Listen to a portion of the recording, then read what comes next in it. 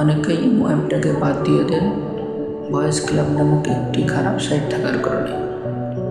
আমি বলবো ইমো অ্যাপটাকে বাদ দেওয়ার কোনো প্রয়োজন নাই, তার পরিবর্তে ভয়েস ক্লাবটাকেই বাদ দিয়ে দিন। তো সেটা কীভাবে করতে হবে? প্রথমে আপনাকে ইমোতে ঢুকতে হবে। ইমোতে ঢোকার পরে উপরে বাম পাশে কর্নারে দেখবেন যে প্রোফাইলের একটা চিহ্ন দেওয়া আছে, ছবি দেওয়া থাকবে, সেটাতে ক্লিক করুন।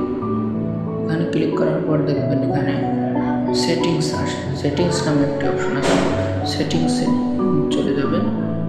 তারপরে দ্বিতীয় নম্বর দেখেন ফাংশনস নামক একটি অপশন আছে, এখানে চলে যাবেন। এরপরে দেখবেন শুরুতেই লেখা আছে ভয়েস ক্লাব, আমার এখানে বন্ধ আছে।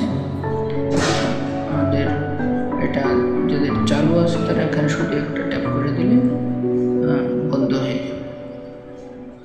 এরপর থেকে আর ভয়েস ক্লাব নামক নিষিদ্ধ সাইটটা আপনার ইমোতে আর শো করবে।